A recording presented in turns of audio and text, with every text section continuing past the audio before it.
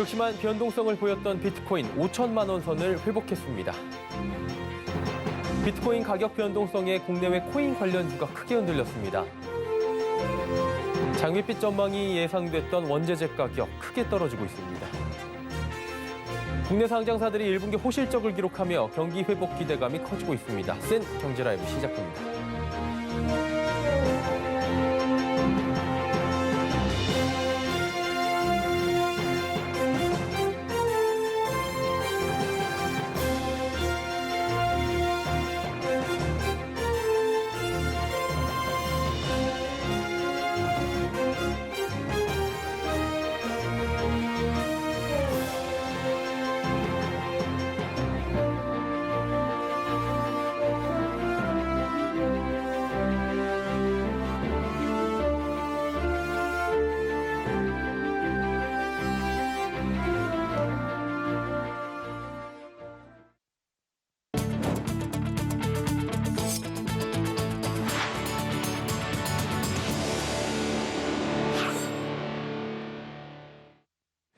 시청자 여러분 안녕하십니까? 센 경제라이브 서정덕입니다.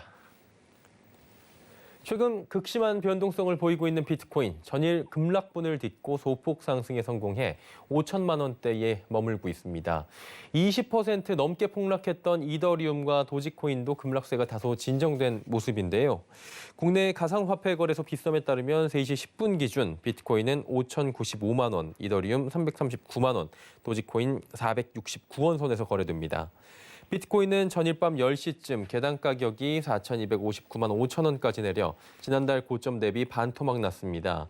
일론 머스크 테슬라 CEO가 테슬라의 가상화폐 매각 가능성을 언급한 뒤 다시 보유하겠다며 입장을 바꾸는 등 변덕을 부리는 것에 더해 중국의 규제 강화 시사 등의 직격탄을 맞은 것으로 풀이됩니다. 이에 더해 세계 최대 암호화폐 채굴 국가인 중국이 암호화폐 채굴 금지에 나선다는 소식이 전해지며 부담은 커지고 있습니다. 비트코인 가격이 급락하며 코인 시장 하락세가 이어지고 있죠. 가상화폐 폭락에 국내외 관련주들도 휘청이는 모습입니다. 윤혜림 기자입니다. 현지 시간 19일 미국 시장에서 비트코인 가격이 장중 한때 30% 이상 급락했습니다. 지난 2월 9일 이후 14주 만에 4만 달러 선이 붕괴된 것으로 비트코인 가격이 크게 떨어지자 국내외 관련주도 일제히 하락세를 보였습니다. 비트코인 급락에 테슬라와 코인베이스는 각각 2.5%, 5.94% 하락했고 민간 기업 중 가장 많은 비트코인을 보유한 것으로 알려진 마이크로스트래티지는 6.64%가 떨어졌습니다. 코인 시장 급락에 위험 자산에 대한 우려가 커지며 다우 지수가 전 거래일보다 0.48% 떨어지는 등 뉴욕 3대 지수도 일제히 하락 마감했습니다. 국내에서는 오늘 가상화폐 거래소 업비트 운영사 두나무의 지분을 보유한 우리기술투자, 에이티넘인베스트, 하나투자증권이 6에서 7% 급락했습니다. 또 다른 가상화폐 거래소 빗썸 주주사인 비덴트는 장중 11.88%까지 떨어지기도 했습니다.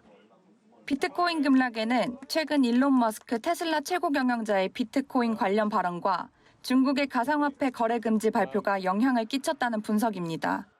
어젯밤 일론 머스크는 테슬라는 비트코인을 계속 보유하겠다고 시사했지만 업계에서는 가상화폐 시장 하락세를 되돌리긴 어려울 것이라 전망합니다.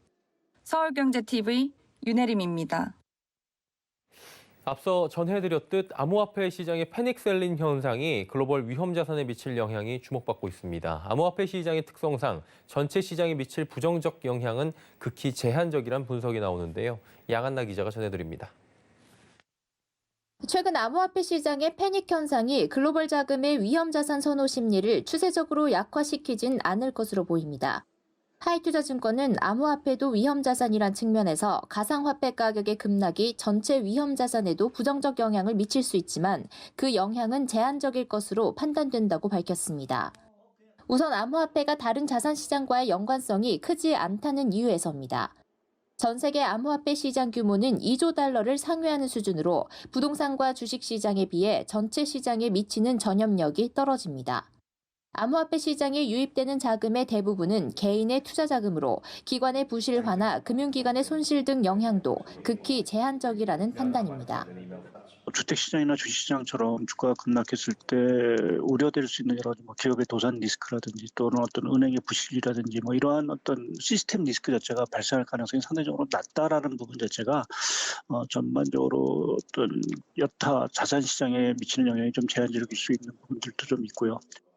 지난해부터 나타난 비트코인의 가격과 테슬라 등 기술 혁신 기업의 주가가 동반 상승하는 동조화 현상도 최근에는 약화됐습니다.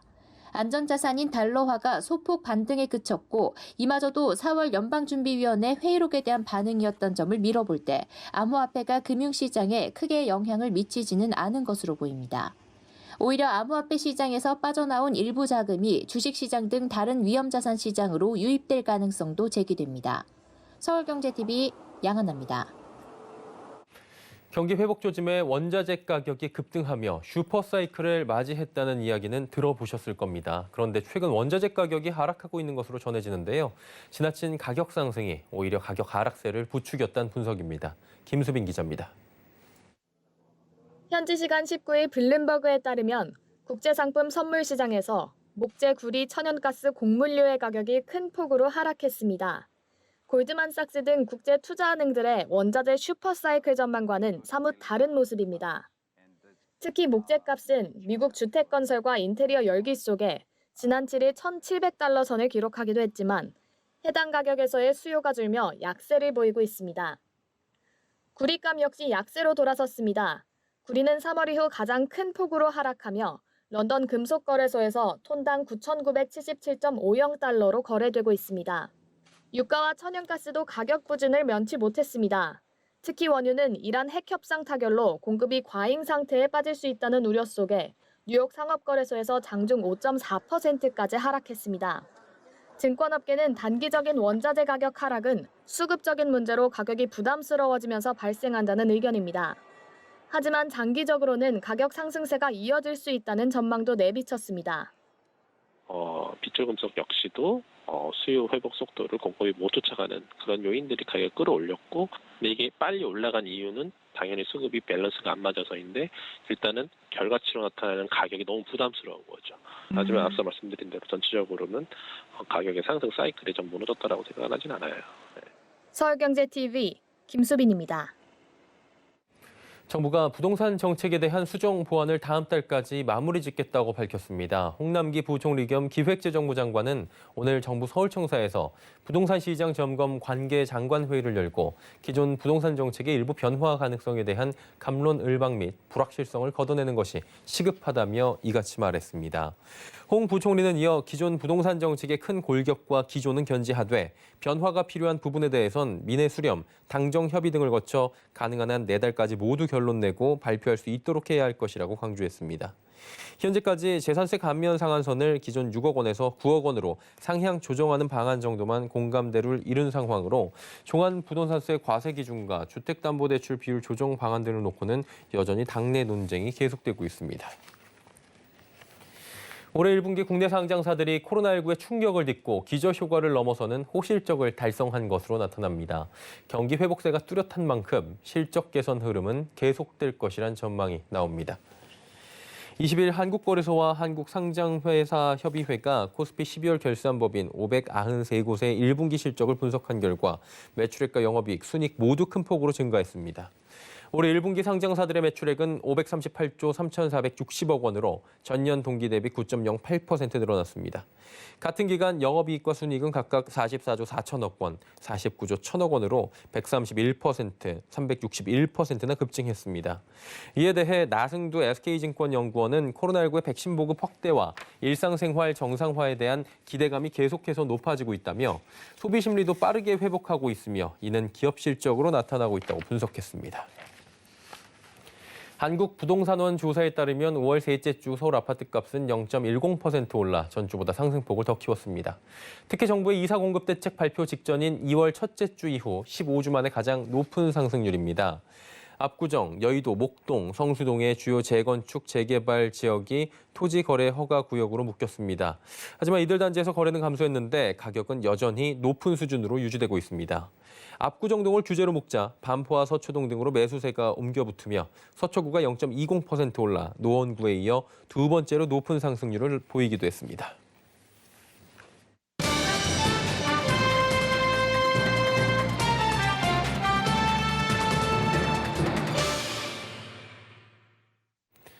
최근 암호화폐 투자 열풍과 함께 이를 이용한 사기 유형도 날로 고도화 또 지능화되고 있죠. 벼락부자 됐다는 사람들의 말을 듣고 혹은 암호화폐 거래소만 믿고 투자했다가 하루아침에 전 재산을 날렸다는 사람들의 얘기도 심심치 않게 들려오고 있는 상황입니다. 정부도 보호해주기 어렵다는 암호화폐 투자, 비법보다는 방지법을 우선 아는 게 먼저일 것 같은데요.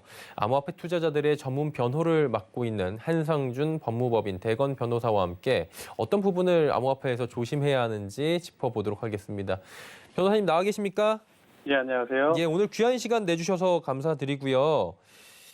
암호화폐 사기 피해 사건 요즘에 맡고 계시는 걸로 알고 있습니다. 사기당했다는 뉴스 저희도 많이 보도를 해드리고 있는데 좀 실감하고 계세요, 현장에서는? 네, 저는 주로 암호화폐 사건이나 신종 금융 사기 사건을 담당하고 있는데요. 암호화폐 광풍이 다시 불기 시작한 작년 말부터 올해까지 암호화폐를 이용한 사기 사건이 이전에 비해 많이 급증한 상황입니다. 2018년, 19년에도 암호화폐 다단계 사기가 기승을 부렸다가 조금 잠잠해지나 싶었는데 최근 암호화폐가 연일 상승하다 보니까 관련 사기 사건이 많아졌습니다. 그리고 사기 유형도 변호사님 날로 지금 진화하고 있다라고 하는데 지금 뭐 기상천외한 방법들 많다면서요. 투자 사기 유형들을 좀 정리를 해주시면 어떨까요? 예, 암호화폐를 이용한 사기는 매우 다양한 유형이 있는데요. 주로 이제 원금과 수익을 보장하는 유사수신형 사기가 가장 많고요. 세부적으로 살펴보면 적금처럼 암호화폐를 예치하고 고수익을 보장하는 스테이킹 사기라는 게 있고요.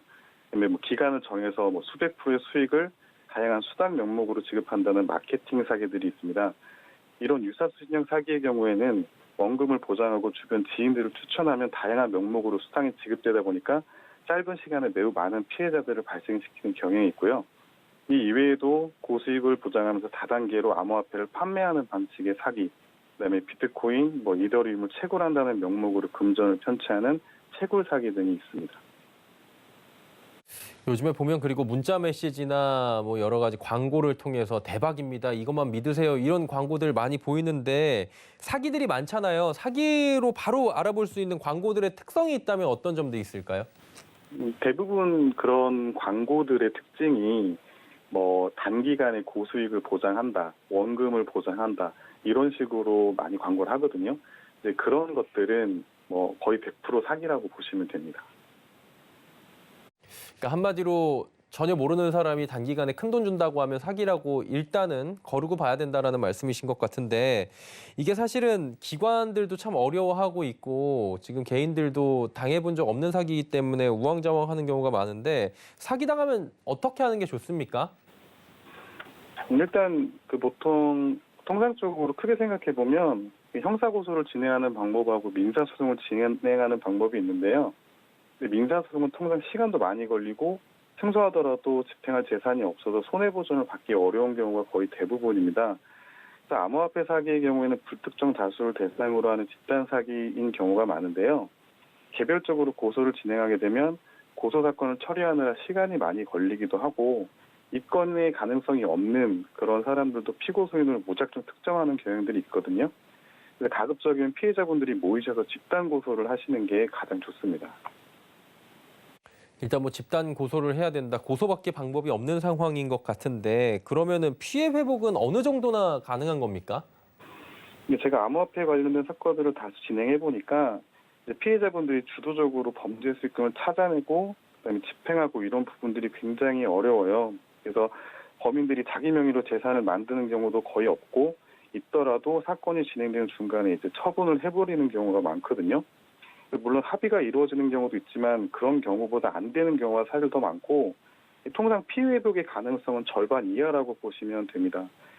그래서 수사기관에서 발빠른 몰수 보전 내지 추징 보전을 해놓으면 굉장히 좋은데 가령 최근에 피해 금액이 2조 원 이상일 것이라고 추정되는 사건이 저희가 진행하고 있는 게 있는데요. 이제 경기 남부지방경찰청에서 몰수 추징 보전을 굉장히 빠르게 진행해서 2,400억 정도 되는 자산을 몰수 보전해놨고요. 이제 그게 나중에 형사재판이 종결된 다음에 보존해놓은 범죄 수익금을 피해자들에게 환부해주는 절차가 부패재산 몰수법상 시행이 되고 있는데 그 제도를 활용하는 것이 가장 효과적이지 않나 생각되고요. 다만 지금 그 환부 제도가 도입 초기이다 보니까 잘 모르시는 분들이 훨씬 많고 이게 좀 활성화가 시급하다고 봅니다. 지금 사기 피해를 피하는 방법들을 말씀을 구체적으로 좀 해주셨는데 반대로 이런 암호화폐는 사기를 안 당할 수 있다. 안심하고 투자할 수 있는 유형은 이런 것들이더라. 뭐 역으로 이런 것도 있습니까 혹시? 사실 암호화폐를 안심하고 투자할 수 있는 방법이라기보다는 피해야 될 것들을 좀 피해야 된다고 생각을 하는데요.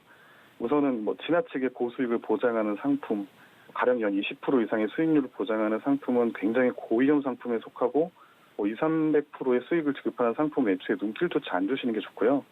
그다음에 해외의 플랫폼을 두고 있는 것들은 좀 피하시는 게 좋습니다. 네, 뭐 바이낸스처럼 해외 그 대형 거래소를 이용하지 말라는 게 아니고 이제 플랫폼 자체가 해외에 놓고 투자를 유치하는 그런 것들이 있는데 분쟁이 발생했을 때 구제받을 방법이 매우 까다롭고 비용도 많이 들어서 결국에 포기하게 되는 경우가 많습니다. 그리고 투자할 때 암호화폐 관련 전문가에게 반드시 조언을 구한 다음에 투자를 하셔야 한다는 점을 좀 기억하셨으면 좋겠습니다. 네, 큰돈 투자를 앞두고 이성적인 판단이 안 되는 경우가 참 많다고들 하죠. 사기 가능성을 경고하는 주변 목소리도 안 들린다고 하던데 고수익 정보는 절대로 제 발로 찾아오지 않는다는 점, 그리고 누군가 나한테 괜히 큰 돈을 준다고 하면 한 번쯤은 꼭 의심을 해보시는 게 필요할 것 같습니다. 한상준 법무법인 대건 변호사와 함께했습니다. 말씀 잘 들었습니다. 네, 감사합니다.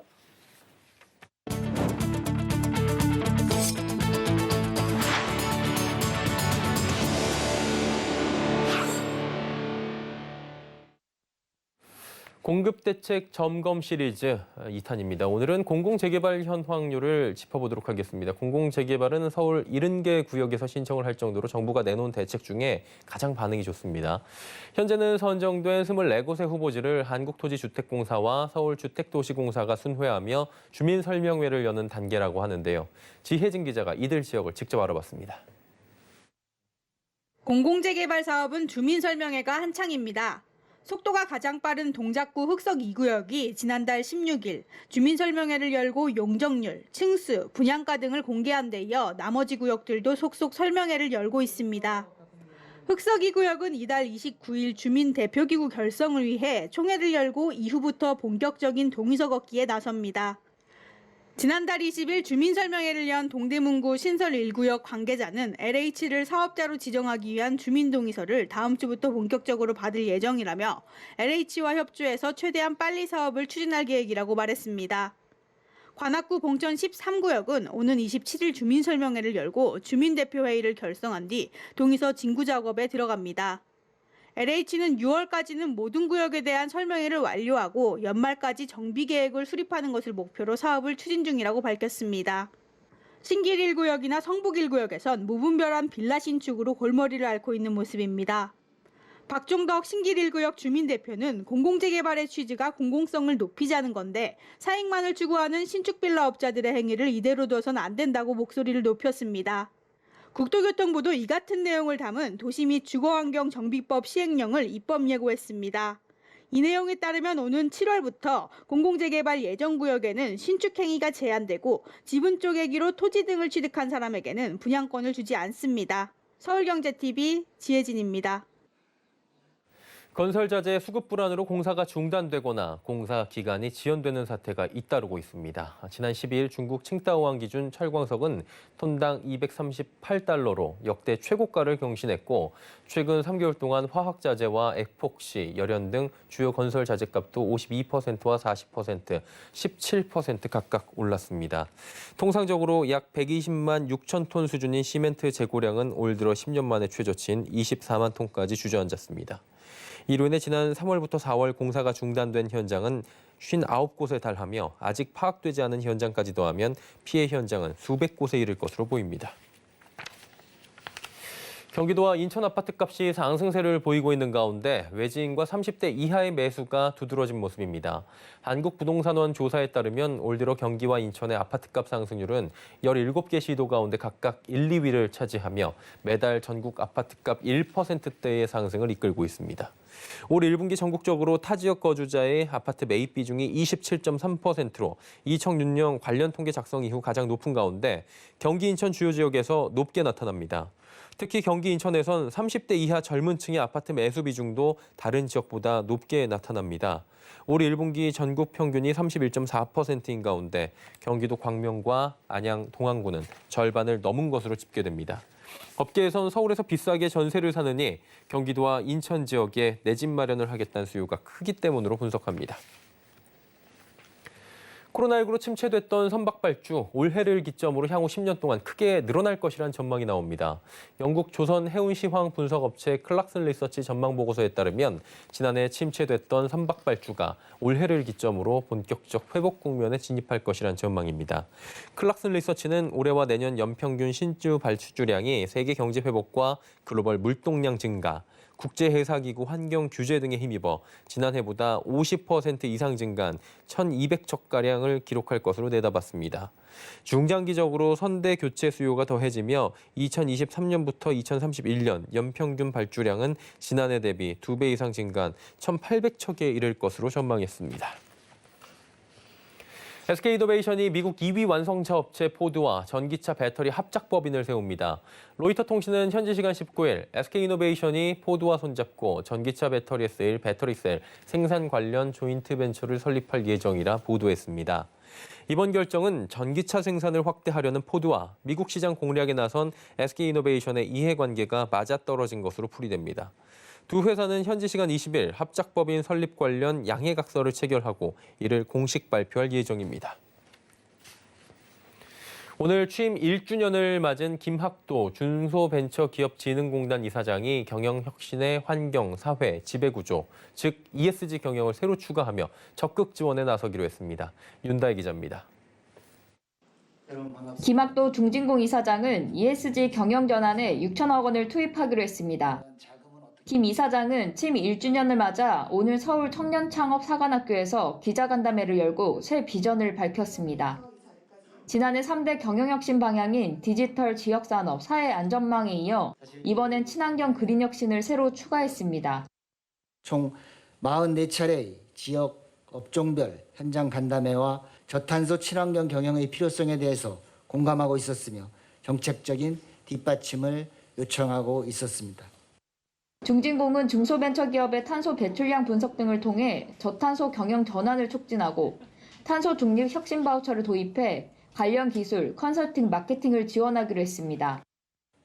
넷제로 유망기업 지원자금 200억 원을 편성해 저탄소 경영 전환 이행을 위한 설비 투자와 운영 자금을 공급하고 200억 중 100억 원은 탄소 중립 바우처 승인 기업에 연계 지원할 예정입니다. 탄소 배출량 10% 이상 낮춘 기업에는 대출금리 0.1%포인트 인하 등 정책자금 금리 우대 인센티브도 제공할 계획입니다. 또 녹색산업 전문 인력 관련 석박사 계약학과를 신설해 관련 인력 양성에도 나섭니다. 김 이사장은 지난해 3대 경영혁신으로 거둔 성과도 발표했습니다. 중진공은 정책자금, 비대면 상담, 신청 평가 체계를 구축하고 규제 자유특구 전담기관 지정 및 특구 사업자 51개사에 정책자금 304억 원을 연계 지원했다고 밝혔습니다. 서울경제TV 윤다입니다. 센 경제라이브 저희가 준비한 소식은 여기까지입니다. 건강한 지적 시간 보내시길 바랍니다. 고맙습니다.